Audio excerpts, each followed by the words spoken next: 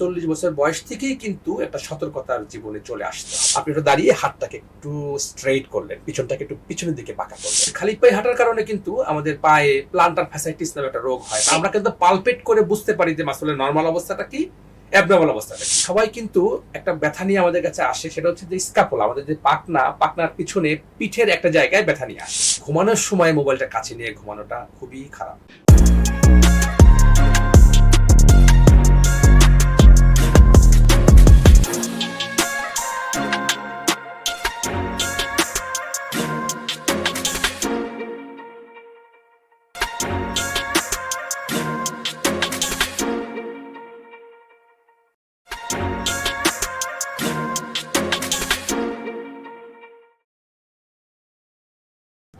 সবাইকে স্বাগত জানাচ্ছি নিউট্রিয়েন্ট কেয়ার প্রেজেন্টেড পডকাস্ট বয়সের খুঁটিনাটিতে, যেখানে আমরা কথা বলি হেলথ, এজিং এবং ডিগনিটির সঙ্গে জড়িত জীবনের গল্প নিয়ে। আজকে আমরা কথা বলবো এমন একটি ইস্যুতে, ফিজিওথেরাপি, অল্টারনেটিভ মেডিসিনের খুব চমৎকার একটি রেমেডি। আমরা যে কোনো বয়সে, শিশু, নবীন, প্রবীণ, যে কোনো বয়সে ফিজিওথেরাপির ভূমিকাটি অনস্বীকার্য, যারা অল্টারনেটিভ মেডিসিনের ছোট ছোট কারেকশনের মাধ্যমে লাইফস্টাইলটাকে সুন্দর রাখতে চাই, অ্যাক্টিভ লাইফে থাকতে চাই, এবং যারা প্রবীণ আছেন, প্রবীণদের নানান ধরনের সমস্যা। যেমন আমরা খুব ছোট্ট একটা ইনফরমেশন যদি শেয়ার করি, বিশ্বে প্রতি 4 সেকেন্ডে একজন করে মারা যান শুধুমাত্র স্ট্রোকে। বাংলাদেশে প্রতি বছর 1 লাখের উপর বেশি মানুষ স্ট্রোকের শিকার হন। এছাড়াও আমরা দৈনন্দিন জীবনে অনেকগুলো সমস্যার সম্মুখীন হই। যারা দীর্ঘ সময় জব ডেস্কে আছে, সেডেন্টারি লাইফস্টাইলে আছে, দীর্ঘ সময় ফোন স্ক্রল করছি, এইসব কারণে আমাদের পশ্চার এবং আমাদের পজিশন ঠিক না থাকার কারণে আমরা নানান ধরনের সমস্যা ফেস করি। ঘাড় ব্যথা, হাত ব্যথা, এই ধরনের সমস্যা। আজকে আমরা খুব সাধারণ বিষয়গুলো জানবো আমাদের আজকের অতিথি ডক্টর মাহতাব উদ্দিনের কাছে, যিনি কাজ করছেন বাংলাদেশ মেডিকেল বিশ্ববিদ্যালয়ে চিফ অফ ফিজিওথেরাপিস্ট হিসেবে। আমাদের অতিথিকে আমরা স্বাগত জানাচ্ছি আমাদের আজকের পর্বে। আশা করছি তিনি খুব চমৎকার কিছু সমাধান আমাদের দৈনন্দিন লাইফে মডিফিকেশন করার জন্য আমাদেরকে গাইড করবেন। স্বাগত জানাচ্ছি আমাদের আজকের অতিথি ডক্টর মাহতাব উদ্দিনকে, যিনি কাজ করছেন বাংলাদেশ মেডিকেল বিশ্ববিদ্যালয়ে চিফ অফ ফিজিওথেরাপিস্ট হিসেবে। চলে যাচ্ছি আমাদের আজকের অতিথি ডক্টর মাহতাব উদ্দিন ভাইয়ের কাছে। সুধী দর্শক মন্ডলী, আপনাদের সবাইকে অনেক অনেক শুভেচ্ছা এবং অভিনন্দন। প্রথমেই আমি ধন্যবাদ জানাতে চাই নিউট্রা উইন কেয়ারের পক্ষ থেকে, যাদের আমন্ত্রণে আজকে আমি ইনস্টিটিউটে আসার সুযোগ পেয়েছি। তাদেরকে প্রথমে আমি ধন্যবাদ দিতে চাচ্ছি, এবং নিউট্রা উইন কেয়ারের পক্ষ থেকে সুধী দর্শক মন্ডলী, আপনাদেরকেও ধন্যবাদ জানাচ্ছি। অনেক ধন্যবাদ। আমরাও খুব উপকৃত হবে, আশা করছি আমাদেরকে যারা শুনছেন তারাও উপকৃত হবে। আমাদের আজকে খুব স্পেসিফিক একটা বিষয় আমরা কথা বলছি, যে ফিজিওথেরাপি, এবং এটা আমাদের লাইফস্টাইল বা আমাদের সুস্থতায় কতটুকু ভূমিকা রাখে। খুব শুরুতেই যেটা জানতে চাই মাহতাব ভাই, যে আমরা আসলে এই যে ফিজিওথেরাপির ব্যাপারটা, এটা বা আমাদের শারীরিক সুস্থতা, যারা আমরা আসলে অল্টারনেটিভ মেডিসিনে যেতে চাই, মেডিসিনে থাকতে চাই না, তাদের সুস্থতার ক্ষেত্রে ফিজিওথেরাপি আসলে কোথা থেকে কিভাবে শুরু করা দরকার এবং কতটুকু গুরুত্বপূর্ণ? জি, ধন্যবাদ। সেটা হচ্ছে ফিজিওথেরাপিটা একটু বলি। সেটা হচ্ছে আমরা যদি বলি যে রাসায়নিক চিকিৎসা, ভৌত চিকিৎসা, এটা এক ধরনের ভৌত চিকিৎসা। মানে আপনি শারীরিকভাবে তাকে সাউন্ড করবেন বা তাকে সুস্থ রাখবেন। এর জন্য আপনি আপনার কিছু টেকনিক ব্যবহার করতে পারেন। তার লাইফস্টাইল মডিফাই করে দিয়ে তাকে আপনি কারেক্ট ওয়েতে চলাফেরা করলে হয়তো তার অনেক কিছু থেকে সে মুক্ত হতে পারবে, সেটা একটা ব্যাপার। আর আপনি কিছু মডালিটিস ইউজ করবেন। মডালিটিস সেটা হচ্ছে ফিজিওথেরাপি, যেমন ultrasound therapy, shock wave therapy, short wave diathermy, এগুলো কিছু হিট এবং কোল্ড আইটেম, যেগুলো আমরা শারীরিকভাবে ব্যবহার করতে থাকি সাময়িক আরামের জন্য। কিন্তু অ্যাকচুয়াল ব্যাপারটা হচ্ছে তার লাইফস্টাইল মডিফিকেশন এবং কিছু শারীরিক এক্সারসাইজ এবং গুড পশ্চার মেনটেন করা। আপনি একটা টার্ম বললেন, ভৌত চিকিৎসা এবং রাসায়নিক চিকিৎসা, আসলে কোনটা কি? রাসায়নিক চিকিৎসা বলতে আমরা যে ড্রাগ গুলো খাচ্ছি, এগুলো সবই রাসায়নিক, অর্থাৎ কেমিক্যাল যুক্ত থাকে, এবং সবকিছু আমরা ভালোর জন্য খাচ্ছি, কিন্তু প্রত্যেকটা ওষুধের সাথেই আপনাকে কিন্তু একটু পার্শ্ব প্রতিক্রিয়াটা আপনাকে মানতে হচ্ছে। এটা মেনেই আপনি এটা খাচ্ছেন। দীর্ঘদিন খেলে হয়তো এটা পার্শ্ব প্রতিক্রিয়া আপনি একটু ক্ষতিগ্রস্ত হবেন, তারপরেও আমাদেরকে চলতে হলে এটা করতে হচ্ছে। আর আমাদের চিকিৎসাটা হচ্ছে পুরোপুরি ন্যাচারাল, যেখানে কোনো কিছু ওভারডোজ হলেও খারাপ কিছু হওয়ার সম্ভাবনা নাই। অর্থাৎ অল্টারনেটিভ মেডিসিন নিয়ে যারা চিন্তা করি, অল্টারনেটিভ মেডিসিনেরই একটা সোপান হচ্ছে ফিজিক্যাল থেরাপি বা ফিজিওথেরাপি। অনেক ধন্যবাদ। যদিও এই বয়সের খুঁটিনাটি প্রোগ্রামটা আমরা প্রবীণদের নিয়ে কথা বলি, প্রবীণদের বিভিন্ন সমস্যা এবং সেই অনুযায়ী তাদের একটু রিয়েল টাইম সলিউশন দেওয়ার কথা বলি, বাট আজকে আমার কাছে একটা সুযোগ নিতে চাই, যেহেতু আপনি আমাদের সাথে উপস্থিত আছেন, যে আমরা আসলে একটু যদি মিডিল এজ থেকে বা কোন বয়স থেকে আমরা শুরু করব ফিজিওথেরাপিটা সুস্থতার জন্য, সেখান থেকে যদি আমরা স্টার্টটা করি। জি, ধন্যবাদ। সেটা হচ্ছে ফিজিওথেরাপিটা একদম সূচনা থেকেই করতে পারে। একটা বাচ্চার জ্বর আসছে, আপনি জ্বর কমানোর জন্য প্যারাসিটামল খাওয়াচ্ছেন, কমছে না, তখন কিন্তু আপনাকে একটু ঠান্ডা পানি দিয়ে মুছাতে হয় বা আইস দিতে হয়। এটাও কিন্তু একটা ফিজিওথেরাপি। যে আপনি যে এই কাজটা কিন্তু আমরা নরমালি করে Normally থাকি, করি, কিন্তু কিন্তু আপনি আসলে জানেন না যে ফিজিওথেরাপির এটা এটা কিন্তু পার্ট আমরা জানি না। তারপরে আপনি চলাফেরার ক্ষেত্রে দেখা গেল যে আপনি বাঁকা হয়ে বসে থাকার কারণে লং টাইম বাঁকা হয়ে বসে থাকেন, একই কাজ বারে বারে করেন, কম্পিউটারে কাজ করেন, যারা এক্সিকিউটিভ আছেন তারা বসে লং টাইম এভাবে কাজ করে, যারা ব্যাংকার আছেন তারা সামনের দিকে এভাবে ঝুঁকে লং টাইম কাজ করে, আচ্ছা যারা ডেস্ক জবে আছেন। তো এতে হয় কি, এই যে শুধুমাত্র আপনি যদি নিয়মটা জানতেন যে আপনাকে কেমন একটা চেয়ারে বসতে হবে, কতক্ষণ পরে পরে আপনি উঠে একটু হেঁটে আসবেন, কিছু এক্সারসাইজ ওর মধ্যেই করবেন, ঘাটটা কিভাবে রাখবেন, আপনার হাতটা কোথায় রেখে লিখবেন, কম্পিউটারটা কোথায় থাকবে, মনিটরটা কোথায় থাকবে, আপনি যদি এগুলো জানতেন, শুধু অর্থাৎ প্লেসমেন্ট যদি আপনি পশ্চারটা বা পজিশনটা জানতেন যে কিভাবে আপনার করা উচিত, তাহলে কিন্তু আপনি অনেক দিন পর্যন্ত সুস্থ থাকতে পারতেন। দুই একটা মানে ডেমো কি দেখানো যায়? হ্যাঁ, যেমন ধরেন একটা মানুষ যারা কম্পিউটারে কাজ করে তারা কিন্তু ঠিক এভাবে ঝুঁকে এভাবে কাজ করে। তাতে হয়েছে কি, আমাদের যে মাথাটা কিন্তু ব্রেন সহ স্কাল সহ যদি আমরা ওজন করি তাহলে 12-13 কেজি বা 14 কেজি হবে। তো এটা যদি আমি এই আমার কাঁধ বরাবর থাকে, তাহলে কিন্তু এই যে আমরা যেটাকে পিলার বলি, মানে আমাদের যে মেরুদণ্ডটা স্পাইন বরাবর মাথাটা আমার আছে, এখন এভাবে আছে, মাথাটা আছে স্পাইন বরাবর, তাহলে মাথার ওজনটা স্পাইন দিয়ে যাচ্ছে, তাহলে কিন্তু এক্সট্রা কোনো মাসলকে কাজ করতে হচ্ছে না। কিন্তু যখনই আমি এভাবে রাখবো, তখন কিন্তু এই ওজনওয়ালা মাথাটাকে ধরে রাখছে পিছনের 2টা বা 3টা মাসল। তো এই মাসলের কিন্তু এই কাজ না, কিন্তু আমরা তাকে এই কাজটা লং টাইম মানে আমি তাকে ইচ্ছাকৃত চাপিয়ে দিচ্ছি, যার ফলে হয় কি, এই মাসলগুলো শক্ত হয়ে যাবে এবং আপনি ঘাড়ে ব্যথায় কষ্ট পাবেন। দেখেন, শুধু সিম্পল এই জিনিসটা যদি আপনি শুধু এভাবে বসে লিখতে পারতেন, আপনার মনিটরটা আপনার চোখ বরাবর থাকতো, হাতটা সাপোর্টে রেখে নিতে পারতেন, আপনি একটা কাঠের চেয়ার বা এমন একটা চেয়ারে বসতেন যার পাটাতন সমান, ব্যাক সাপোর্ট আছে, আপনি যদি এটার মধ্যে বসতে পারতেন, তাহলে আপনি অনেক দিন পর্যন্ত কিন্তু সুস্থ থাকতে পারতেন। এটা কিন্তু এখান থেকে কিন্তু ফিজিওথেরাপিটা শুরু হলো, আপনি জানেন না।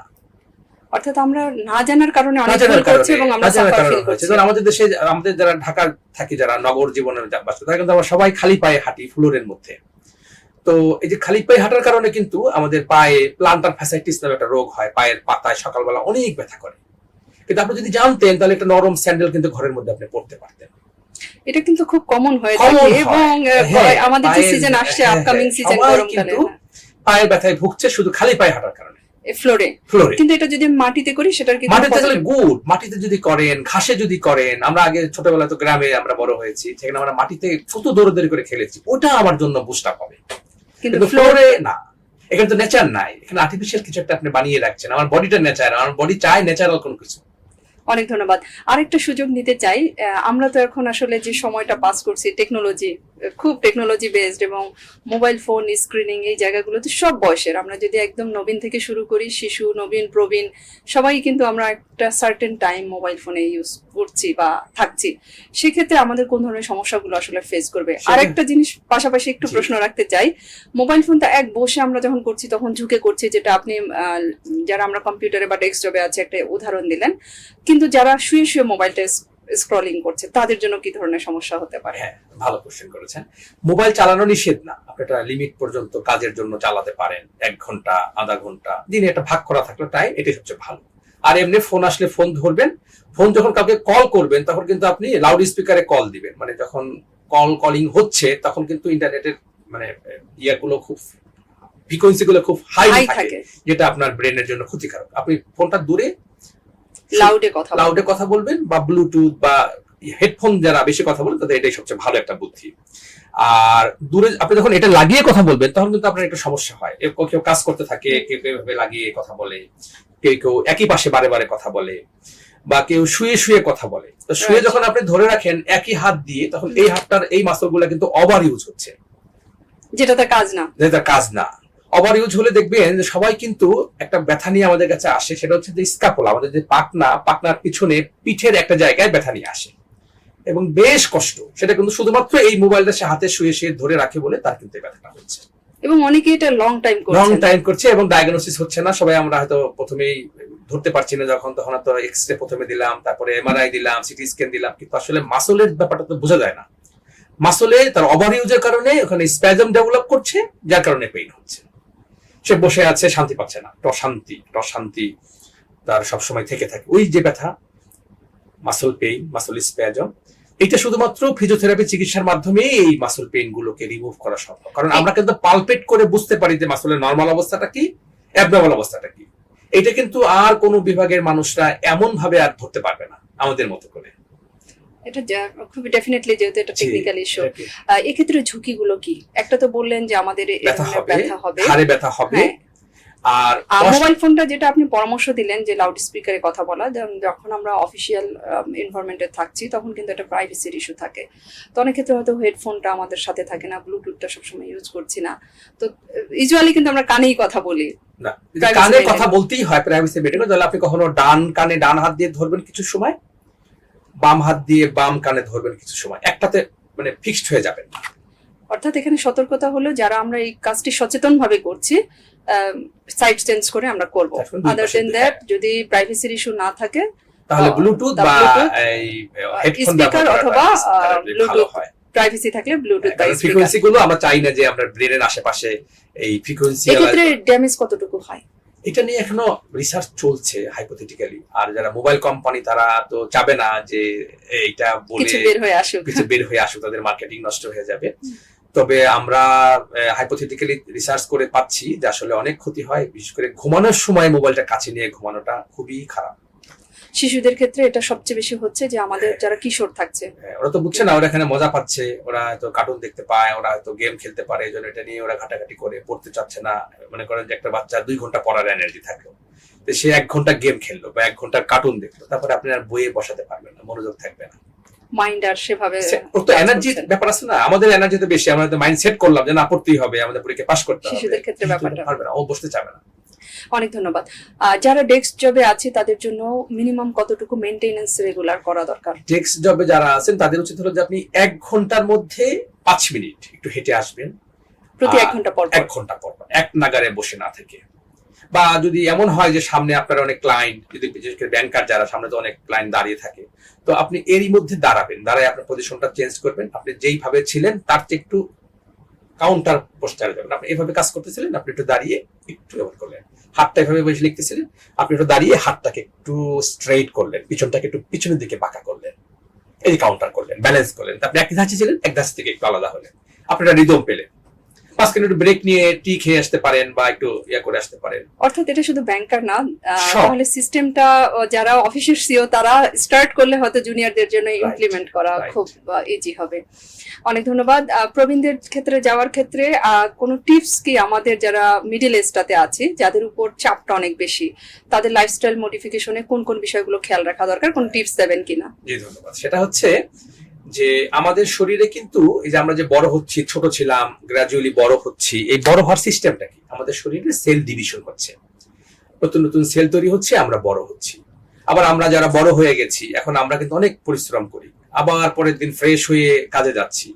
তো এর মধ্যে কিন্তু কিছু সেল ড্যামেজ হয়, কিছু সেল নতুন করে তৈরি হয়, রিপ্লেস হয়, যার কারণে আমরা কিন্তু এখন ইয়াং আছি, এখনো পর্যন্ত আমাদের দেখতে ভালোই লাগছে, স্কিন ভালো আছে, চুল ভালো আছে, সব ভালো আছে। কিন্তু এই যে ওয়ার এন্ড টিয়ার, মানে যে পরিমাণ সেল ডিস্ট্রয় হচ্ছে আবার নতুন করে তৈরি হচ্ছে, 40 বছরের পরে থেকে কিন্তু এর রেশিওটা একটু কমে যায়, অর্থাৎ ডিস্ট্রয়টা বেশি হয়, রিপ্লেসমেন্ট কম হয়। তার মানে আপনাকে 40 বছর বয়স থেকেই কিন্তু একটা সতর্কতার জীবনে চলে আসতে হবে, লাইফস্টাইল মডিফিকেশন করতে হবে, আপনাকে কিছু অ্যান্টিঅক্সিডেন্ট খাবার খেতে হবে, কিছু সব খাবারগুলো আপনি যা দরকার, ক্যালসিয়াম দরকার, ভিটামিন ডি দরকার, এগুলো আপনি ন্যাচারাল সোর্স থেকে নেবেন। আমি একটা কথা সবসময় বলি যে আমরা কিন্তু ন্যাচারাল, হ্যাঁ আমরা পৃথিবীতে আছি, আমরা কিন্তু একদম প্রাকৃতিক, আমাদের শরীর প্রাকৃতিক সবকিছু ভালোবাসে, পছন্দ করে। আপনি সিঙ্গাপুরে যদি বেড়াতে যান, আর কোন নদীর পাড়ে বেড়াতে যান, সাগরের পাড়ে বেড়াতে যান, সাগরের পাড়ে গেলে বেশি বুস্ট আপ হবেন। আপনি যদি কোনো গাছ আছে, বাগানের মধ্যে দিয়ে বৃষ্টিতে ভিজতে ভিজতে হাঁটতে পারেন, বা একদিন বৃষ্টিতে ভিজতে পারেন, বা একটা গাছের নিচে বসে যদি খাবার খেতে পারেন, তাহলে আপনি বুস্ট আপ হবেন। আপনারা গ্রামের বাড়িতে যাবেন, গ্রামের বাড়িতে যেয়ে খালি পায়ে হাঁটবেন, ঘাসের মধ্যে হাঁটবেন, যেটা আমরা আগে করতাম, খেলাধুলা করবেন, তাহলে কিন্তু আপনি বুস্ট আপ হবেন। অর্থাৎ নগরায়নের ইট কাঠের থেকে গ্রামে যদি আমরা হ্যাঁ, সুযোগ nature, পাই সেটা nature, আমাদের আপনাদের বডিটাকে অনেক আপনি বেশি দেখবেন যে এখন ইদানিং দেখা boost যাচ্ছে করবে। যে যারা একেবারে সেডেন্টারি লাইফস্টাইল করে বড় বড় দেশে বাস করে, তারাও কিন্তু ওইখান থেকে এই মালদ্বীপ চলে আসে, শ্রীলঙ্কায় চলে আসে, এখানে কুড়ে ঘরের মধ্যে থাকে কিছুদিন। তাকে বডি রেডি করার জন্য। তারা কিন্তু সে বড় বড় মানে অট্টালিকার মধ্যে থাকে, হ্যাঁ, কিন্তু ওইখানে তারা কিন্তু একসময় ফেড আপ হয়ে যায়, বডি আর পারছে না। এত বেশি আর্টিফিশিয়াল জিনিস যতই আরাম হোক, আপনাকে তো স্বাচ্ছন্দ্য এনে দিয়েছে, আরাম এনে দিয়েছে, কিন্তু বডি কিন্তু এটা চাচ্ছে না, সে কিন্তু মাঝে মাঝে রিফিউজ করে, এই কারণে এখানে আসতে হয়। তো তদ্রুপ আপনাকে কিছু ন্যাচারাল খাবার দাবার খেতে হবে, বডিটাকে এইখান থেকেই শুরু করতে হবে, যেহেতু আপনার ক্ষয় হয়ে গেছে। এখন আর আপনি মাঠে গিয়ে দৌড়াবেন না, 40 বছরের পর থেকে আপনি। তার মানে অনেকেই যেমন সকালবেলা একটু সিনারিওটা দেখা যায়, একটু দৌড় দিচ্ছে যারা ওভার 40, আমরা চোখে দেখে আন্দাজ করতে পারি, তাদের জন্য এটা না, 40 বছরের পরে আমরা দৌড়াতে নিষেধ করি না। আপনি একটা উদাহরণ দিলে বুঝতে পারবেন। আমাদের ভারতের একজন ক্রিকেটার ছিলেন সচিন টেন্ডুলকার। জি। ওনার কিন্তু সর্বশেষ টাইম পর্যন্ত কিন্তু উনি সেঞ্চুরি মারতে পারতেন, হার্টের স্ট্রাইক ভালো ছিল, সবই ভালো ছিল।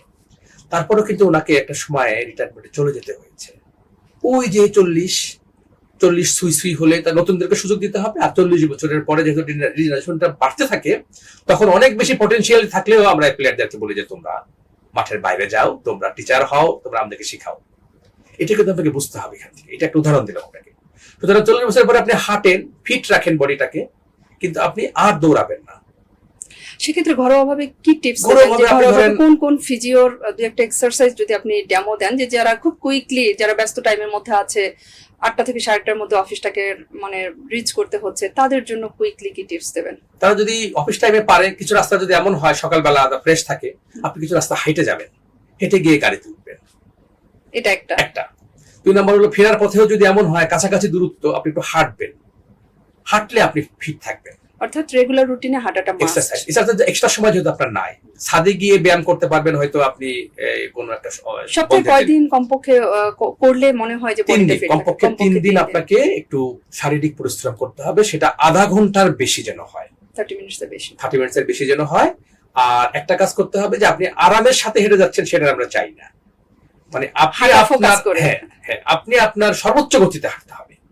সেটা ডিফার করবে, মেয়েদের গতি একরকমের, একটা স্বাস্থ্য ভালো একটা মানুষের গতি একরকমের, অর্থাৎ বডি ওয়েট এবং হাইট অনুযায়ী সে তার আপনি যদি গতিটা দিয়ে হাঁটতে পারেন, তাহলে আপনার একই সাথে জগিংটাও হয়ে যাবে, আপনার শরীরের ডাইজেস্টিভ সিস্টেমটা আপডেট হবে, বডির অনেক কিছুই আপনার।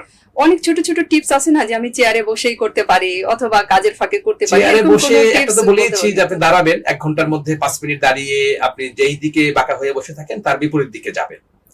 আর কিছু জিনিস আছে যে আপনি এই মাসলগুলোকে আইসোমেট্রিক্যালি গরম মানে স্ট্রেনথেনিং করতে পারেন। হাতগুলোকে একটু কয়েকবার শক্ত করলেন, 5 সেকেন্ড করে করে ছাড়লেন, এই পাগুলোকে একটু শক্ত করে করে ছাড়লেন, তাতে মাসলগুলোর মধ্যে কিন্তু একটা এক্সারসাইজ হলো, সার্কুলেশনটা ইমপ্রুভ হলো, আপনার একঘেয়েমিপনাটাও কেটে গেল, আপনার কাজের আরো স্পিড পাবেন। এবং এক্ষেত্রে মাসল স্ট্রেংথের ক্ষেত্রেও এটি কাজ করছে। আমাদের অনেকেরই ধারণা নেই, আমি অনেকের সাথে যখন কথা বলি বা আমাদের তো ফ্রি অনেক কনসালটেশন হয়, আমরা সেমিনার করি, যে এই যে 40-র পরে যে আমাদের মাসল স্ট্রেংথ কমে যাচ্ছে বা এটাকে নিয়ে নার্চার করা দরকার, এটা সেবা করা দরকার, আমরা এটা অনেকেই করি না। সেক্ষেত্রে আপনার সাজেশন কি? না, এখন থেকে যদি আপনি না করেন তাহলে খুব আর্লি আপনি বয়স্ক হয়ে যাবেন। 40-এর পর থেকে যদি আপনি খাবার, লাইফস্টাইল মডিফিকেশন এবং আপনার স্বাস্থ্য মানে ভুঁড়ি না হয়ে যাওয়া, বেশি বাংলাদেশে এটা আমাদের কমন যে ভুঁড়ি, একটা ছেলেদের একটা, ছেলে বা মেয়ে সবার একটা ভুঁড়ি থাকে। দুই একটা ছোট্ট এক্সারসাইজ যারা এজ 40 বা 40 ক্রস করেছি, জবে আছি, তাদের জন্য। প্রথম কথা হচ্ছে যে যাওয়ার সময় যদি কিছু রাস্তা হেঁটে যাওয়া যায় তাহলে হেঁটে যাবে, আসার সময় যদি এমন হয় তাহলে হেঁটে আসবে, যেহেতু সে অন্য সময় টাইম বের করতে পারছে না। আর কাজের মধ্যে 1 ঘন্টার মধ্যে 55 মিনিট কাজ করবে, 5 মিনিট সে এক্সারসাইজ করবে। তার মধ্যে ধরেন যে একটা ব্লক রেডি করবে, 1 আওয়ার কাজের ব্লক। ধরেন যেইভাবে আপনি বেশিক্ষণ থাকেন তার কাউন্টারে যাবেন। ধরেন আপনি লিখেন এভাবে, বসেন এভাবে, কাজ করতে হবে, কথা বলতে হবে, তাহলে এটা কাউন্টার কি? কাউন্টার হলো হাতটাকে সোজা করলেন, ঘাটটা হয়েছিল, ঘাটটাকে একটু পেছনের দিকে নিলেন।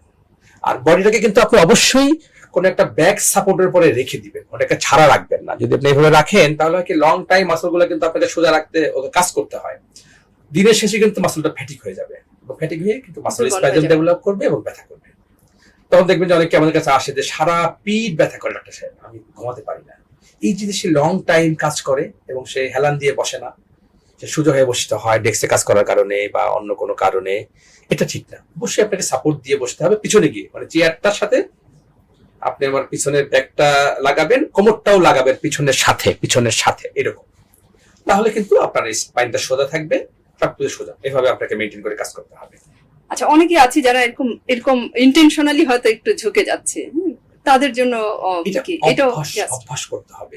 বা আমাদের কাছে যে বিভিন্ন ডিভাইস আছে যে পিঠ সোজা রাখার জন্য এক ধরনের স্প্লিন থাকে, হ্যাঁ, টেইলর ব্রেস বলে, এটা লাগিয়ে দেবো পিছনে, তাহলে আপনার সামনে আসতে পারবেন না। অনেকের মনে থাকে না, আমরা যেন কলার দিয়ে দিই, ব্যথা হলে কলার দিয়ে দিই যাতে মনে থাকে, বা কোমরে বেল্ট দিয়ে দিই যে আপনি সামনে যদি ঝুঁকতেই না পারেন, ওটা আপনাকে মনে রাখার জন্য। কোমর ব্যথা খুব কমন একটা বিষয় এবং সব বয়সের। আমরা প্রবীণদের তো এটা খুব কমন, কিন্তু প্রবীণ ছাড়াও যারা মিডিল এজে আছে কোমর ব্যথাটা খুব কমন। এটার জন্য কি টিপস দেবেন? কোমর ব্যথার জন্য প্রথম কথা হচ্ছে যে আপনি সামনে ঝুঁকে কোনো কিছু উঁচু করতে পারবেন না, এটা হচ্ছে প্রথম কথা। আপনি যদি কিছু তুলতে হয় নিচ থেকে, তাহলে আপনি হাঁটু ভাঁজ করে বসে তুলবেন। স্বভাবত আমরা ঝুঁকে তুলি, মানে নামাজের রুকু যেভাবে দেই সেইভাবে দেয়া যাবে না, এটা একটা কথা। যখন ভারী জিনিস আপনি তুলেন তখন হয় কি, ওই জায়গাটার মধ্যে একটা চাপ পড়ে আমাদের মেরুদণ্ডগুলোর মধ্যে দুইটা হাড়ের মাঝখানে একটা ডিস্ক থাকে নরম, স্প্রিং এর মতো। যে ওই স্প্রিংটা থাকার কারণে হয় কি, বোঝা নিতে পারি, আমরা ইয়া করতে পারি, হাড়ে ফ্রিকশন হয় না। এই জন্য আল্লাহ পাক দুইটা হাড়ের মাঝখানে একটা জেলি লাইক একটা ইয়া দিয়ে দিয়েছে, ডিস্ক দিয়ে দিয়েছে। এই ডিস্ক গুলো আসলে পিছন দিয়ে বের হয়ে যায় চাপ খেয়ে। সামনের দিকে ঝুঁকে যখন পড়লেন তখন একটা চাপ পড়ে, আর ভারী জিনিস নিয়ে যখন আপনি উঠেন তখন পুরো স্পাইনে কিন্তু একসাথে চাপ পড়ে না, চাপ পড়ে কোমরের দিকটাই বেশি। তখন কিন্তু ডিস্ক প্রলাপস হয়ে যায়। ডিস্ক প্রলাপস হয়ে গেলে কিন্তু সর্বনাশ, আর আপনার স্বাভাবিক জীবনে ফিরে আসার সুযোগ নাই। সেক্ষেত্রে অপারেশন অথবা ফিজিওথেরাপি বা কোনো নিয়ম মেনে আপনাকে চলতে হয়। আরেকটা বিষয় যেটা জানতে চাই, যারা ইয়োগা করে এবং ফিজিওথেরাপি, এই দুটোর মধ্যে কোনো বেসিক ডিফারেন্স আছে কিনা, নাকি দুটোই আমাদের শরীরের জন্য উপকার? দরকার। ইয়োগাটা হচ্ছে বুস্টার, এখানে কোনো প্যাথোলজি নাই, মানে স্পেসিফিক আপনার ঘাড়ে ব্যথা কোমরে ব্যথা এটা নাই। আপনি ওভারঅল বুস্ট আপ করছেন বডিটাকে ফিট রাখার জন্য, মেদ যাতে না বেড়ে যায়, ডাইজেস্টিভ সিস্টেম যেন ভালো থাকে, শরীর যেন ভালো থাকে, সেজন্য ইয়োগা করছেন। Good, yoga is a good exercise. আপনি প্রতিদিন করেন, কোনো ক্লাবে ভর্তি হন, ভালো। আর ফিজিওথেরাপির দরকার হবে যখন কোনো স্পেসিফিক সমস্যা আপনার হলো, টেনিস এলবো হলো, এখানে কাজ করার কারণে মাসল টাইট হয়ে গেল, বাঁকা হয়ে বসার কারণে ঘাড়ে ব্যথা হয়ে গেল, বা হাড় ক্ষয় হয়ে গিয়ে এখানে কোনো নার্ভে চাপ হলো, ঘাড় ঘোরাতে পারছেন না, তখন ফিজিওথেরাপিটা নিতে আসতে হবে। সুস্থ লোকের ফিজিওথেরাপির দরকার নাই। হাঁটু ব্যথা হচ্ছে খুব কমন, হচ্ছে আমাদের যে হাঁটু ব্যথা সব বয়সে। হাঁটু ব্যথাটার জন্য আপনার সাজেশন কি? হাঁটু ব্যথার জন্য সাজেশন হলো যে আমাদের আমরা যেই মানে পায়ের কথা বলি, পায়ে কিন্তু একটা মাসল আছে anti gravity muscle. Anti gravity কথাটার মাসল হলো যে আমরা যখন মধ্যাকর্ষণের, পৃথিবীর একটা আকর্ষণ আছে আপনারা জানেন, যে আমরা কোনো কিছু ছেড়ে দিলে, যেটা নিউটন আবিষ্কার করেছে, পড়ে যায়। তার মানে কি, আমাকে টেনে ধরে রাখে মাটি, আমাকে উপরে আমি লাফ দিলে আমাকে মাটি নামিয়ে ফেলবে টেনে ধরে রেখে। তো আমাকে যখন কাজ করতে হয়, সিঁড়ি দিয়ে উঠতে হয়, বসা থেকে উঠতে হয়, তখন কিন্তু আমাকে এই গ্র্যাভিটির এগেইনস্টে আমাকে করতে হয়। তো যেই মাসল গুলো আমাকে এই মধ্যাকর্ষণ শক্তির এগেইনস্টে করতে হয়, সেটাকে আমরা অ্যান্টি গ্র্যাভিটি মাসল বলি। এবং এই অ্যান্টি গ্র্যাভিটি মাসল গুলো সবচেয়ে আগে মানুষের দুর্বল হয়ে যায়। এটা মেইনটেনেন্সের জন্য কি বলবেন? এটাকে আপনাকে এই যে অ্যান্টি গ্র্যাভিটি মাসল গুলো কোনটা এটাকে জানতে হবে এবং ওইটাকে পাওয়ার আপ, বুস্ট আপ করে রাখতে হবে, যেন ওটা শক্তি কমে না যায়। অর্থাৎ এটা কি সচেতন ভাবে আমাদের যে কোনো বয়সে একটু রুটিন কোনো চেকআপ আছে কিনা, যে আপনাদের সাথে যোগাযোগ আপনি যখনই পায়ে ব্যথা শুরু হবে, আপনি প্রথমেই যায় তো আপনার চিন্তা করেন যে মানে হাড় ক্ষয় হয়ে গেছে। আসলে কিন্তু হাড় ক্ষয় তখনো হয় নাই, শুধু মাসলের পাওয়ারটা কমে গেছে। দেখবেন যাদের হাঁটু ব্যথা হয় তারা দেখবেন সিঁড়ি দিয়ে উঠতে পারে না, বসা থেকে উঠতে পারে না। আবার রাতে যখন শুয়ে থাকে সকালবেলা তার খুব ভালো লাগে। যখনই সে লোড নেয় বা যখন অ্যান্টি গ্র্যাভিটি অ্যাক্টিভিটিস গুলো করে, তখন তার ব্যথা বেড়ে যায়। তার মানে কি, অ্যান্টি গ্র্যাভিটি মাসলের পাওয়ারটা তাকে বাড়াতে হবে ব্যায়াম করে, অর্থাৎ ওই কারেকশনটুকু করলে ঠিক হয়ে যাবে। অনেক ধন্যবাদ। আমরা একটু প্রবীণদের দিকে যাব। প্রবীণদের অনেকগুলো সমস্যা, আমরা হয়তো স্পেসিফিক কোনোটা নিয়ে আজকে কথা বলবো না, আমাদের পরবর্তী প্রোগ্রামগুলোতে আমরা কথা বলবো, এপিসোডগুলোতে। প্রবীণদের খুব কমন যে সমস্যাগুলো দেখি, যে একটা বার্ধক্যজনিত কারণে তাদের যে ক্ষয়গুলো হয়, সেটার জন্য আসলে কোন কোন সতর্কতা অবলম্বন করা দরকার? হ্যাঁ, আফটার 60 হয়ে গেলে কিন্তু মানে মানুষের কিন্তু লাইফ স্টাইল মাইল ফ্লক আছে। যেমন 50-এর পরে কিন্তু আমাদের অনেকগুলো রোগ ডেভেলপ করে। ডায়াবেটিস করে, কারো হাইপারটেনশন করে, কোলেস্টেরল, ফ্যাটি লিভার, এগুলো আপনি না চাইলেও করবে। অনেকে আমাদের কাছে এসে বলে, স্যার আমি তো বেশি খাই না, অথচ দেখেন আমি মোটা হয়ে যাচ্ছে, ওজন বেড়ে যাচ্ছে। কিছু করার নাই, 50-এর পরে আপনাকে খুব সতর্কতার সাথে যেতে হবে। 50টা যদি আপনি সতর্কতার সাথে পার করেন, পরের ধাপটা হলো 60, তারপরে 70। তো এইখানে আপনাকে যেটা করতে হবে যে খাবার দাবার, বিশেষ করে কার্বোহাইড্রেটটাকে আপনাকে খুব লিমিট করে ফেলতে হবে, যা খাচ্ছি সেটা কমিয়ে ফেলতে হবে। বা কোন একটা নিউট্রিশনিস্টের কাছে গিয়ে আপনি আপনার বয়সের সাথে আপনার কি কি রোগ আছে সেটার সাথে অ্যাডজাস্ট করে একটা চার্ট করে নেবেন, সেটা মেনটেন করবেন, প্রথম কথা। আরেকটা কথা তো আমরা বলেছি, হাঁটার কথা বলেছি, সতর্ক থাকবেন, বসার সিস্টেম চেঞ্জ করবেন। খাটে কিন্তু আমরা মনে করি একটা ভুল আমাদের দেশে আছে, সেটা হচ্ছে কি যে যাদের একটু কোমরে ব্যথা হয় বা ঘাড়ে ব্যথা হয় তাদেরকে বলে যে হার্ড বেডে শুবেন, নরম বিছানায় শুবেন না। তা আমাদের দেশে প্রচলিত কিছু ভুল ধারণা আছে যে কোনটা শক্ত বেড আর কোনটা নরম বেড। নরম বেড মানে যেটা ফোম, যেখানে আপনি শুলে দেবে যায়, সেটা হচ্ছে নরম বিছানা। আর আমরা যে বিছানায় ঘুমাই, নারকেলের সুবড়ার তোষক বা গার্মেন্টস এর তুলা বা তুলা, 90% মানুষই বা 95% মানুষই কিন্তু তোষক, জাজিম থাকে। খাট গুলো তো বক্স খাট, এটার পরে 3-4 ইঞ্চি একটা জাজিম থাকে, মোটা শক্ত, তারপর তোষক থাকে। এটাই কিন্তু হার্ড বেড। আমরা কিন্তু সবসময় ভুল করি যে কোমর ব্যথা হয়েছে আমাকে হার্ড বেডে শুতে হবে, মানে ফ্লোরে শুতে হবে, কাঠ দিয়ে শুতে হবে না, এটা কিন্তু ভুল। হার্ড বেড মানেই হলো তোষক আছে, জাজিম আছে, এবং বিছানাতে আপনি ঘুমাবেন, এটি হার্ড বেড। এটা নরমালি আসলে সবার জন্যই এটা ঠিক আছে, অ্যাপ্রোপ্রিয়েট। হ্যাঁ, বালিশটা কখনো ফোল্ড করে দিবেন না, বালিশটা সমান করে একদম ঘাট পর্যন্ত টেনে দিয়ে ঘুমাবেন, এটাই ঠিক আছে। এটার জন্য এক্সট্রা কিছু করার দরকার নেই, সব বয়সে মানুষ এটা করবে। কিন্তু আমরা যেটা করি, সুপায় হেলান দিয়ে বসে মোবাইল চালাই, সুপায় হেলান দিয়ে বসে অনেক সময় খবর দেখি, টিভি দেখি, বা এই ফোমে ঘুমিয়ে ফেলি আরামের জন্য। আমরা কিছু এরকম কিছু বেড পাওয়া যায়, এইটা হলো খারাপ, এটা শরীরের জন্য। হ্যাঁ, আবার কেউ একদম স্ট্রং, না আমি কাঠে শুবো, আমি ফ্লোরে শুবো, আমার বডি ধর ঠিক থাকবে, এটাও ভুল, এটাও ক্ষতি করছে। হ্যাঁ, কারণ আপনার বডি প্রভিডেন্ট, আপনি যখন ঘুমান আপনার শরীরের কিন্তু সব জায়গায় কিন্তু ফ্লোরের সাথে টাচে থাকে না, কিছু জায়গা ফাঁকা থাকে। তো যে জায়গাগুলো টাচে থাকে, সেটা যদি হার্ড কোনো জায়গায় আপনি ঘুমান, ফ্লোরে বা কাঠে, তাহলে ওই জায়গাগুলোতে ব্যথা হয়ে যাবে। অনেক সময় তো নরম আসল না, এটাতে ব্যথা হয়ে যাবে। অর্থাৎ এটা মাসল লসের ক্ষেত্রেও একটা ভূমিকা পালন করে। হ্যাঁ, আমাদের দেশে আমাদের যখন ছোটবেলায় ছিলাম, মেহমান আসলে আমাদেরকে ওই ড্রয়িং রুমে থাকতে দিত, ফ্লোর সকালে থেকে ব্যথা, বাপরে বাপ, কোনো কারণ ছাড়া, এবং ভালো মানুষ শুয়েছি, ব্যথা, বুঝি সব জায়গায় শুয়েছি। আচ্ছা, এটা আমাদের নলেজ না থাকার কারণে। আর 60-র পরে আসলে ফিজিওথেরাপির কোনো চেকআপ, রুটিন চেকআপ দরকার কিনা? রুটিন চেকআপ নাই, কজ ছাড়া আপনি ভালো থাকতে পারলে থাকেন। রুটিন এমনি মেডিকেল যে চেকআপ গুলো আছে, ডায়াবেটিসটা কন্ট্রোলে রাখা, হাইপারটেনশনটাকে কন্ট্রোলে রাখা, কোলেস্টেরল না বাড়তে দেয়া, ফ্যাটি লিভার থাকলে সেগুলোর ওষুধ খাওয়া, এগুলো মেনটেন করবেন। পাশাপাশি যদি কোনো কমপ্লেইন না হয় তাহলে ফিজিওথেরাপি দরকার নাই। কিন্তু কমপ্লেইন হলে আপনাদের আগে আমাদের চলে আসবেন। দেখা গেল আপনার সমস্যাটা খুবই সিম্পল, খালি একটা নিয়ম বলে দিলে, ছোট্ট কারেকশন, একটা এক্সারসাইজ শিখিয়ে দিলে ভালো হয়ে গেল, ওষুধ খেতে হলো না। অনেক ধন্যবাদ। পার্কিনসন খুব কমন প্রবীণদের হয়ে থাকে, এবং পার্কিনসনের পেশেন্ট যারা কেয়ার গিভার, যারা কেয়ার করছেন, ফ্যামিলি মেম্বার এবং যিনি পেশেন্ট, তাদেরও দুদিক থেকে খুব কষ্টকর একটা ইয়ে থাকে। পার্কিনসনের পেশেন্টদের জন্য ফিজিওথেরাপির ভূমিকাগুলো কি, বা কি করা দরকার, কোন ধরনের ইস্যু দরকার?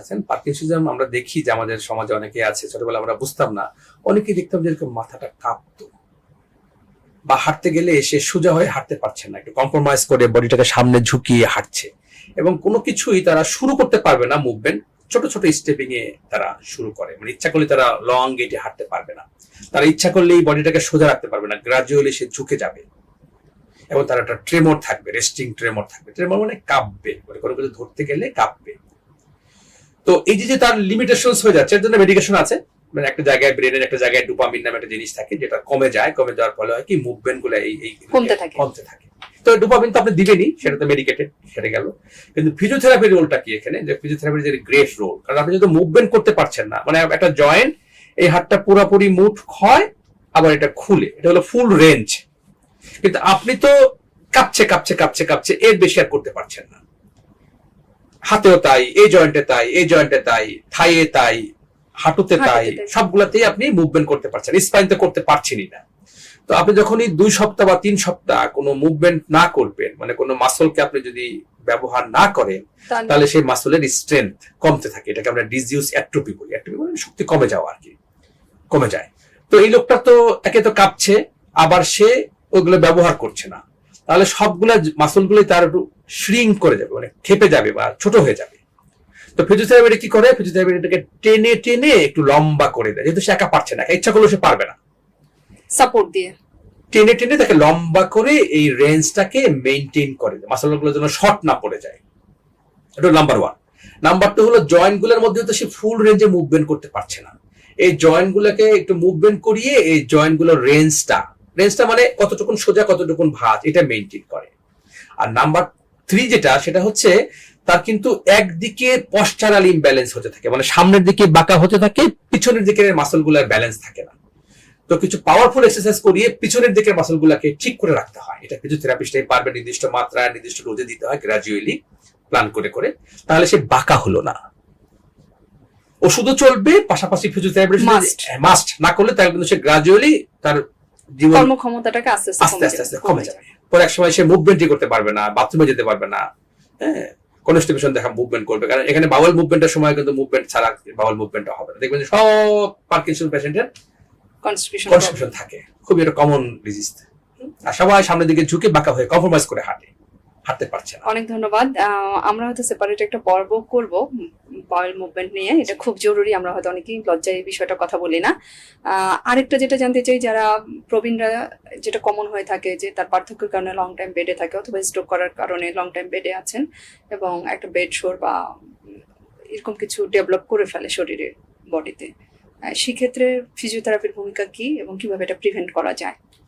ভালো, সেটা হচ্ছে যে লং টাইম বিছানায় যখন আপনি থাকেন, একই পজিশনে লং টাইম থাকে, তো এই যে সারফেসটা আপনার খাটের সাথে লেগে আছে লং টাইম, তো সেখানে কিন্তু এখানে যে সার্কুলেশনটা হয় পিছনের যে অংশটা, সার্কুলেশন কিন্তু আস্তে আস্তে কমে যায়।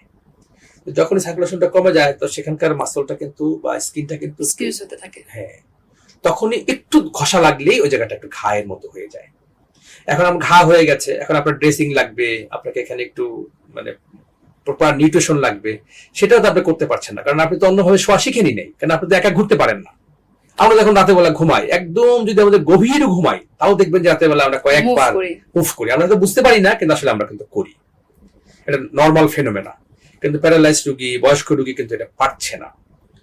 তো তার কিন্তু এরকম লং টাইম একই জায়গায় থাকতে থাকতে কিন্তু তার বেডশোর হয়ে যায়। আর বেডশোর হয়ে গেলে কিন্তু তার জীবনযাত্রার মানটা কিন্তু অনেক কঠিন হয়ে যায়, মৃত্যু পর্যন্ত নিয়ে যায়। কারণ শুকাতে চায় না, কারণ তার একটা নিউট্রিশন থাকে না, ডায়াবেটিসের কারণে অনেক সময় ঘাটা শুকাতে চায় না। আর আপনি তো চেঞ্জ করতে পারবেন না, তাকে কাট করে তো রাখতে পারবেন না, তাকে তো একটা জায়গায় এখানে ঘা হয়েছে, তাকে ড্রেসিং করে তার ওখানে হাওয়া লাগাতে হবে, মানে বাতাস শুষ্ক রাখতে হবে, সেটা তো আপনি পারছেন না। এই জন্য এই বেডশোর থেকে কোনোভাবেই আর ভালো হওয়া যায় না। এই জন্য আপনাকে যেটা করতে হবে সেটা হচ্ছে যে আপনি যদি এরকম লং টাইম বিছানায় শুয়ে থাকতে হয়, তাহলে আপনি একটা নিউমেটিক বেড পাওয়া যায়, একটা মানে বাতাসের বিছানা পাওয়া যায়। এগুলোর মধ্যে অনেকগুলো এরকম খোপ থাকে। ধরেন 100 খোপ আছে, 50টা কখনো ফুলে, আবার 50টা ডাউন হয়, আবার ওই 50টা কখনো ফুলে, এরকম করতে করতে হয় কি ওর ভিতরে কিছু ইয়ার ঢোকানো হয়। এই জন্য আমরা ইয়ার বেড বলি। এটা ব্যবহার করবেন, তার উপরে অবশ্যই সুতির চাদর ব্যবহার করতে হবে, আর পজিশন চেঞ্জ করতে হবে 2 ঘন্টা পরে পরে। এর জন্য কেয়ার গিভারকে বলতে হবে, অথবা যারা তারা আছে তারা এটাকে চেঞ্জ করে দিবে। অর্থাৎ সতর্কতা মূলত 3টা: ইয়ারবেড, পজিশন চেঞ্জ, আর সুতির কাপড়, নরম সুতির বেড কভার নরম সুতির বেড কভার ব্যবহার করতে হবে। আর যেখানে ডেভেলপ করে ফেললো ওখানে কি ধরনের মানে ওখানে তো ড্রেসিং করতে হবে। ড্রেসিং ছাড়া আমরা ক্লিনিক্যাল সাইটে চলে গেলাম। আপনি ইয়ার ফ্রি রাখবেন, ধরেন পিঠে কোথাও করেছে তাহলে আপনি বালিশ দিয়ে তাকে সাইড করে দিবেন, ওখানে অলওয়েজ ওই জায়গাটাকে ফ্রি রাখতে হবে। অনেক ধন্যবাদ। স্ট্রোকের একটা বলা হয় যে গোল্ডেন টাইম আছে, এই গোল্ডেন টাইমটা কতক্ষণ, মানে তার রিহ্যাবিলিটেশন করার জন্য, বা নরমালি কতদিন সময় লাগে? হ্যাঁ, স্ট্রোক যদি হয়ে যায় কারো, তো 2 ধরনের স্ট্রোক হয়। একটা হলো যে ধরেন কোনো কারণে রক্ত ব্রেনের মধ্যে পৌঁছছে না, ইসকেমিক স্ট্রোক বলে, সেটা স্ট্রোক হয়, বয়স্কদের হয়। আবার কারো হাইপার টেনশন আছে, কন্ট্রোল করছে না, তার সেখানে ওভার প্রেসারের কারণে ব্লাড ভেসেল যেটা দিয়ে রক্ত যায়, রক্ত নালী, সেটা রাপচার হয়ে গিয়ে সেখানে কিছু রক্ত ক্ষরণ হয়। এই 2 ধরনের স্ট্রোক হয়। তো রক্ত যেখানে ক্ষরণ হয় সেখানে কিন্তু পরবর্তীতে রক্ত পাচ্ছে না, তাহলে ওই জায়গাটা ড্যামেজের কারণে তার যে পাশে ড্যামেজটা হবে, ডান পাশে হলে বাম পাশের হাত পায়ের শক্তি কমবে। আবার বাম পাশে যদি এমন হয়, মানে অলওয়েজ অপোজিটে হয়, দেখবেন যে পাশে সমস্যাটা হয় তার উল্টা দিকে হাত পায়ের শক্তিগুলো কমে যায়। তো এটা যদি হয়ে যায় তখন মেডিকেশন 2-3 দিন সেটেল হওয়ার সময় লাগে, তারপরে থেকে কিন্তু ফিজিওথেরাপি শুরু করে দিতে হবে। কারণ আপনার এই হাত পা গুলো তো আগে যে কাজগুলো করতো, এখন কিন্তু তার এই মাথার মধ্যে, এই মাসলগুলোর মধ্যে কিন্তু এটা তার অ্যাক্টিভিটিসটা এখন অ্যাক্টিভ আছে, এডুকেশনটা করাতে হবে। হ্যাঁ, এখন যদি 3 দিন পর থেকে ফিজিওথেরাপিটা শুরু করেন তাহলে দেখা গেল 2 সপ্তাহের মধ্যে সে কামব্যাক করার সুযোগ কামব্যাক আছে। করা সম্ভব। এটা কতটুকু পার্সেন্টেজ? যখন হেমোরেজ হলো তখন কত পার্সেন্ট হলে তার তাড়াতাড়ি থেকে সেটেল হতে হবে। ধরেন হেমোরেজটা হয়ে গেল, হেমোরেজটা বন্ধ করার জন্য কিছু করা হলো, বা হেমোরেজের পরিমাণটা কি পরিমাণ নির্ধারণ করা হয়, সেটাকে বের করতে হবে খুলে, না ওষুধ দিয়ে শুকানো যাবে, সেটা একটা হিসাব। ইসকেমিক হলে, হ্যাঁ ক্লিনিক্যাল ইসকেমিক হলে সেখানে দেখতে হবে যে যাচ্ছে না ইসকেমিক, মানে রক্ত চালু রাখার জন্য যেই যেগুলো আছে, যে রক্ত নরম ইয়ে করার জন্য যেই এসপিরিন জাতীয় ওষুধগুলো আছে সেগুলো দিতে হয়, বা ব্লাড প্রেশার থেকে কন্ট্রোল করতে হয়, ডায়াবেটিসের কন্ট্রোল, এগুলো মেডিকেশন। তারপরে থেকেই অ্যাজ কুইক অ্যাজ পসিবল ফিজিওথেরাপিটা শুরু করতে হবে। তাহলে তার এই যেই জিনিসগুলো মুভমেন্ট করতে পারছে না তাড়াতাড়ি করতে পারবে সে। কিন্তু যারা একটু লং টাইম ফিজিওথেরাপিতে যাচ্ছে, রিহ্যাবিলিটেশন সেন্টারে যাচ্ছে, কিন্তু তারপরে লং টাইম কামব্যাক করছে না, তাদের জন্য আপনাদের এটা যে লস হয়ে যায়, তো মানে কিছু মাসল ধরেন আমার এই হাতটা এই মুঠি করতো, এটা ভাঁজ করতো, এটা আপনি 3 সপ্তাহ পরে ওইটা করতে না দিলে, যদি কোনো কারণে আটকে রাখে, আমি 3 সপ্তাহ পরে আমি আর করতে পারবো না। তো একে তো তার শক্তি কমে গেছে, একটা পাশে ড্যামেজের কারণে কন্ট্রোলটা কম, আবার মুভমেন্ট করছেন না, ফিজিওথেরাপি নিচ্ছেন না, সেক্ষেত্রে তার কোনো বড় ক্ষতি হয়ে যাবে। সেটা গেলো ফিরেই আসলো না, পাটা কোনো রকম আসছে, হাতটা ফিরিয়ে আসলো না, এমনই হয় ম্যাক্সিমাম। এটার আর কোনো সলিউশন না, আর্লিয়ার ফিজিওথেরাপি শুরু করে ফেলতে হবে, অ্যাজ কুইক পসিবল। অনেক ধন্যবাদ। অনেকগুলো বিষয় নিয়ে আমরা আলোচনা করেছি।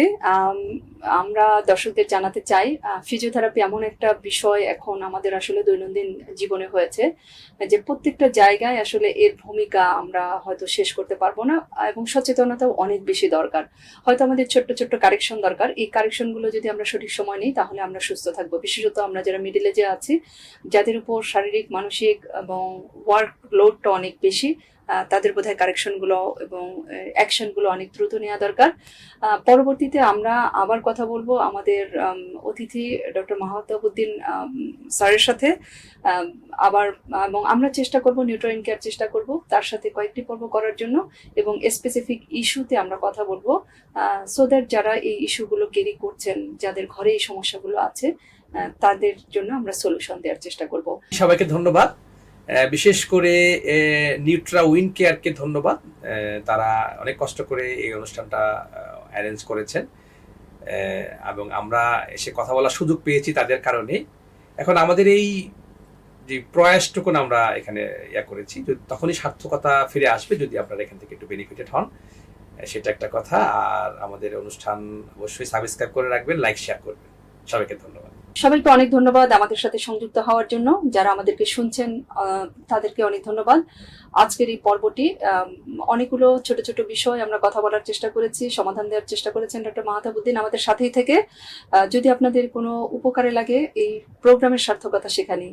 বয়সের খুঁটিনাটির উদ্দেশ্যই হচ্ছে আমাদের রিয়েল টাইম প্রবলেমগুলো নিয়ে কিছু সলিউশন দেওয়ার জন্য, যা আপনাদেরকে উপকৃত করবে। আসলে ফিজিওথেরাপি আমাদের দৈনন্দিন জীবনে একটা গুরুত্বপূর্ণ অংশ, যেটার ছোট্ট ছোট্ট কারেকশন আমাদের সুস্থতা এবং আমাদের অ্যাক্টিভ এইজ যেটাকে আমরা বলি, সেটাকে মেনটেন করতে সহায়তা করে। নিউট্রিয়েন্ট কেয়ারের প্রয়াস থাকবে প্রতি মাসে একটা এপিসোড আমরা তার সাথে করার জন্য। ডক্টর মাহতাবউদ্দিন আমাদের সাথেই আছেন, নিউট্রিয়েন্ট কেয়ারের সিনিয়র কনসালটেন্ট হিসেবে কাজ করছেন। ফিজিওথেরাপি রিলেটেড ইস্যুগুলো উনি আমাদের প্রতিনিয়ত গাইড করছেন, এবং আমাদের যারা হোম বেস সার্ভিসে আছেন তাদের জন্য প্রপার অ্যাসেসমেন্ট করে একটা গাইডলাইন করে দিচ্ছেন, আমাদের ফিজিওথেরাপিস্টদের গাইড করছেন, এবং ওনারও মান্থলি একটা ভিজিট থাকছেন, উনি নিজেই এগুলো চেক করছেন, গাইড করছেন। এছাড়াও যদি মনে হয় যে ফিজিওথেরাপি রিলেটেড কোনো ইস্যু আমরা তার সাথে কনসাল্ট করতে চাই, ফিল ফ্রি আমাদের সাথে যোগাযোগ করবেন। আমাদের নাম্বারটি নিচে দেওয়াই আছে, এই নাম্বারে যোগাযোগ করলে আমরা কানেক্ট করিয়ে দেবো ডক্টর মাহতাবউদ্দিন স্যারের সাথে। সবাই ভালো থাকবেন, সুস্থ থাকবেন, নিউট্রিয়েন্ট কেয়ারের সাথেই থাকবেন। সবাইকে অনেক ধন্যবাদ জানিয়ে আজকের পর্বটি এখানেই শেষ করছি। আবার নতুন কোনো সমস্যা এবং নতুন কোনো সমাধান নিয়ে বয়সের খুঁটিনাটির পরবর্তী পর্বটি আমরা আবার আসবো। আমি আলিফ আফরোজ আজকে এখান থেকে বিদায় নিচ্ছি। ধন্যবাদ।